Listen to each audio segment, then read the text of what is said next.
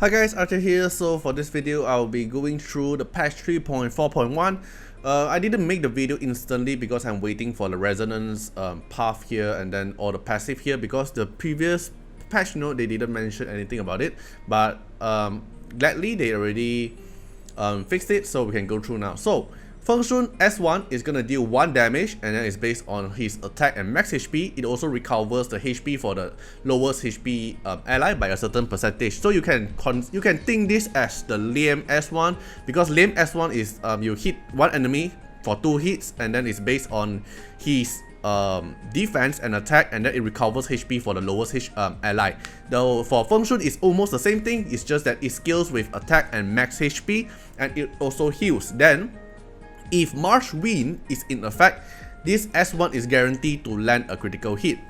So later I'll go through the March Wind. So for S2, you're gonna deal damage to all enemies. So it's an AoE damage based on attack and max HP, and it also inflicts defense down. So this is very good. And if the March Wind effect is also is still on, it's also guaranteed to land a critical hit. And every time you deal a damage, it deals extra damage based on Feng max HP as well. So you're gonna build Feng tanky. We're gonna do build him tanky, and then we'll also high attack. But let's see how is the percentage scaling on the PTR server. Then for S3, okay, so this is the March Wind. So S3, you're gonna cast a March Wind zone for several turns. We have no idea how many turns yet, so I'm assuming 2 to 3 turns. So you cast March Wind zone, and then so the whole ally team is surrounded with March Wind. So this March Wind will affect your S1 to guarantee critical hit. Is going to affect your S2 to guarantee critical hit, and every time you deal damage, it also deal extra damage based on his max HP. Okay, then not just that, you also gain a several stack of Far Journey. So what is Far Journey? Far Journey is when an ally inflicted with stun or sleep, so this is a very good counter to heal that as well. Then it will consume several stack of Far Journey to dispel the effect. So let's say S3 is going to give you 5 stack of Far Journey, and let's say this effect here is going to consume 4 stack, because you have max stack of 8, right? So I think maybe let's say 4 stack. So you cast S3, everyone is going to get the March Wind Zone. So but this March Wind Zone only affects to him. Then after that, he have the Far Journey stack, and then if your teammate gets stunned or gets sleep, then it will reduce the Far Journey stack, and then it will dispel this debuff away. Okay, not just that, we're gonna take a look at the passive.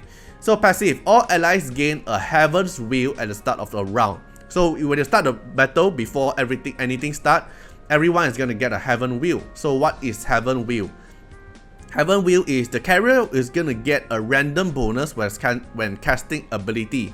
So what is the random bonus? Random bonus, you either get attack up, or you either get speed up, or crit damage up. Crit damage up is a very unique buff, because there's not many experts able to provide crit damage up. So this is a very good buff, and then you're gonna get randomly. So maybe you can get attack up, maybe you get speed up, maybe you get crit damage up. But if the ability is a basic ability, so if you're casting S2 or S3, it won't trigger this. But if you cast S1, Feng will also get 1 stack of Far Journey. So I think this is a very good synergy with all those S1 as well, because if you keep getting Far Journey stack, then you can use this effect to dispel the stun or sleep away. Okay, I hope I didn't make it too messy. And not just that, March Wind is the effect that the S3 activate the March Wind zone. So what is March Wind? Recover HP when ally are dealing damage. Recover how many, we have no idea. So but I'm gonna assume 15%, because like the Sally one. So Sally one is recover HP when it is your turn. But March Wind is you recover HP when you are dealing damage, or maybe this is a life steal based damage. We have no idea yet. Then the ally's basic ability will deal extra damage. So it's about your S1. It's more like enhancing your S1 damage. Is like Liam, all those kinds. So I think it's gonna be a very good pair with Liam. And then while March Wind is in effect, so everything goes back to the S3, because you have to cast S3 first for the March Wind effect. So while March Wind is in effect, if the ally casts their basic ability, then because you cast S1, then he's gonna get 1 stack of Far Journey. Then you're also gonna get a random bonus buff. Then if you're casting a basic ability while March Wind is there, you're gonna consume several stack to perform a pursuit attack with Draconic Roar. So Draconic Roar is the S1, so you're gonna do a pursuit damage as well. So his kit is a bit complicated just by saying it out like this, but we're gonna take a look at the PTR server when it is out. Then we have the Epic Esper, the one that we can get from the event. So the Epic Esper one I'll skip through first, but we can get it through event like the usual one. So must finish it because you can see like all those Uday or all those, a lot of event Esper that they give out, like Emma as well. They are very strong, so I think he's gonna be strong as well, but we're gonna test it out at the PTR server. Then new event, this one is the story mode we used to have, so it is back. But not just that, we also can get this one. We're gonna get definite boxes, and then we are able to get legendary ability mon, Shimmer Records, and then the Epic Esper Yalina as well. Then the trial here is gonna provide a strong stone optimal box, so more ways for us to get the optimal box for the rival runes.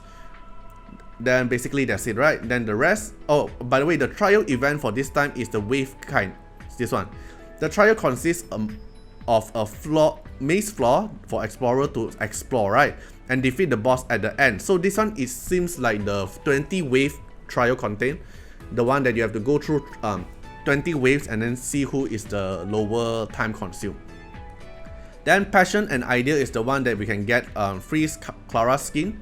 It's the same thing like the Valentine's Day where how we gonna get the Chloe Valentine's skin. So this one is Clara one. Clara skin is very nice. I really love it and it's totally free. Then for Spring's Fest is basically just all those lock-in event, and then you just do the mission. You're gonna get the avatar for Year of Dragon 2024, and then the frame for the Year of Dragon as well. I hope it is permanent, not time limited. And also Ripple Optimal Box, so we're gonna get more Ripple Box by this event. This is very good as what they promised, because they promised they're gonna give out more Ripple Boxes through different event, and this is one of the event now. So this is very good. This event is always we used to have Golden City Challenge, we used to have Alice, blah blah blah. Then X Evasion here is the one that we're gonna get before the Chimera. The one we're gonna get before Chimera Anomaly. So after X Evasion, which is after February 21, we're gonna get Chimera Anomaly. Then for Plice Galore is the one that we're gonna get for the TA skin. But keep note, this is not a free to play event. This is a pay to win event because you are only able to the most consistent way to get the lucky tags is through purchase specific packs in the plaza. So we're gonna have new packs to get the lucky tags. But for free to play player, you have a very small chance to get the lucky tags through daily lock-in event from the screen here, and you have a very small chance to get the lucky tag. And then if you get a lucky tag, you still have very small chance to get the TA skin. So I would say this event for the very RNG player, you might get it for free, but most of the player you have to spend it to get. But I won't complain this because they already give out a free event, which is the free skin, which is the Clara skin for free already. So it is okay for them to release one skin is to pay, right? They need to get some revenue, right? So I am totally fine for this because we are getting one free already. Then for limited time echo event, we're gonna have the Feng Fushi one, and then we're gonna have Javid, and then Gabriel. So I will totally skip Javid. I will totally skip Gabriel because my Gabriel is R6. But if you don't have Gabriel, definitely get her. And then I think I'm gonna get Fushi to R2. But let's see. Okay, then the Shimmer rate up event is still the same. So all Shimmer is gonna rate up. So you can pick any Shimmer in the Shimmer record pool to rate up. Then for card pool improvement, Resonance Stone will be added after the update. So what is Resonance Stone? In the limited time pool and Resonance pool, now previously we're gonna use 70 Wish Stone to change to get the Esper, right? But now we're gonna use Resonance Stone. So how are we going to get the Resonance Stone? Because you see, drawing Esper consume Resonance Stone if you already have the Esper. But how do we get the Resonance Stone? We can get the Resonance Stone through Wish Stone exchange for Resonance Stone. But what afraid me is what is the exchange rate? Is it 1-to-1? Is it 70 wish stone changed to 70 resonance stone? So it's still the same currency for us to get the resonance of the Esper we want. This is what I'm curious, and this is also what I'm worried. What if they change the resonance stone is like 1 wish stone? You only 2 wish stone you can only change for 1 resonance stone, which means if I'm going to get the 70 resonance stone from the limited time pool, then I'm gonna need 140 wish stone to convert to it. That's what I'm afraid, but let's see how is it gonna go for the PTR server.